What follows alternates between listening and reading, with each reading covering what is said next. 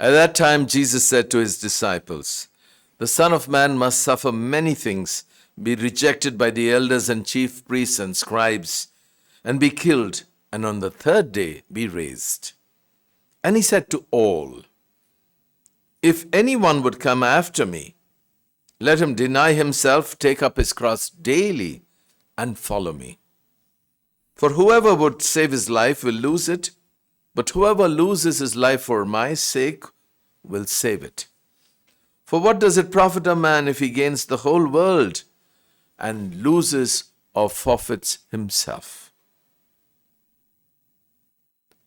The Gospel of the Lord. Praise to you, Lord Jesus Christ. I must confess that Lent is one of my favorite seasons. That's because I see it as an invitation to be the best version of myself that God has called me to be. And so Lent is not so much about what we give up, but what we embrace, or more accurately, whom we embrace. And that's why the readings right through the season of Lent precisely help us in this journey, in this pilgrimage that God is offering to us, a wonderful time of grace. The first reading we have particularly is from the book of where Moses is giving a kind of constitution in the book of Deuteronomy. And he's telling them, you're going to enter the land. So I want to place before you a map as to how you must live. And he puts those beautiful words. You would call it the first pro-life constitution. He places before them, choose life and good, that you may be blessed, not death, which will become a curse. But more than just giving them a choice, you could say that he's nudging, he's pushing them. In other words, although he presents it as a choice, when you hear it, it's not much of a choice at all, because you must choose life. To be pro-life in all its significance. You know, the late Cardinal Bernardine of Chicago, a wonderful man who described being pro-life as a seamless robe, referring to the robe of Christ on the cross, which was not torn or divided. He said, if we are to be pro-life, we must be pro-life consistently, whether from the womb right until the tomb. So we must be pro-life not only when we are consistently and strongly against abortion, but also against euthanasia or the death penalty. We must be against war and guns that destroy lives and cities.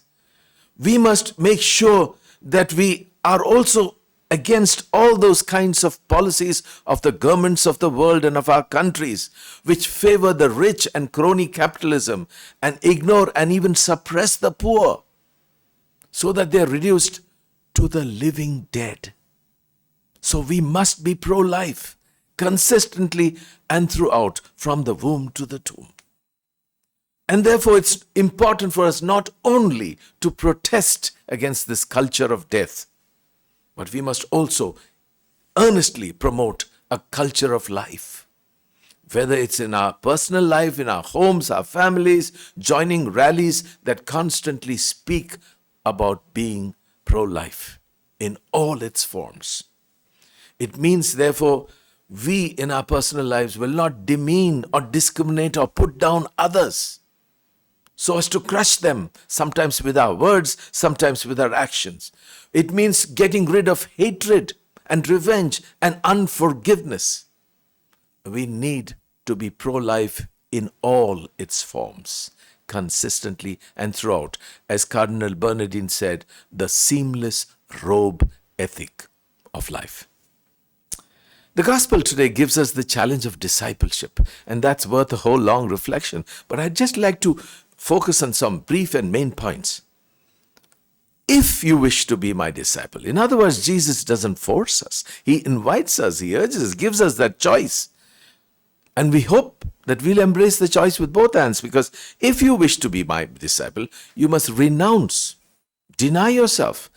Our founder of the Redemptor, St. Alphonsus, used a wonderful word, distacco. Some translate it as detachment, but it is not just an empty asceticism of giving up things like chocolate or alcohol just so that we will make up once Lent is over. No, not that at all. For him, it is not so much just detaching, but attaching yourself to Jesus. We give up so that we embrace. That's the point. And so, take up your cross every day, says Luke. It's not just a once and for all thing. It's a daily journey of life. Take up your cross. What does that mean? Again, to turn back to St. Alphonsus, he says the cross is easier, not when we drag it, but when we embrace it. Because when we embrace the cross that comes into our life, we embrace Jesus on the cross. It's not an empty cross. And that's why we derive the strength to receive life and to be life givers to others. It's only after he says that, come follow me. This entire season of Lent is an invitation to follow Jesus closely. It's only then that we really receive life, and life to the full, what he's promised to give. Choose life. Choose Jesus. May it be life-giving for us all.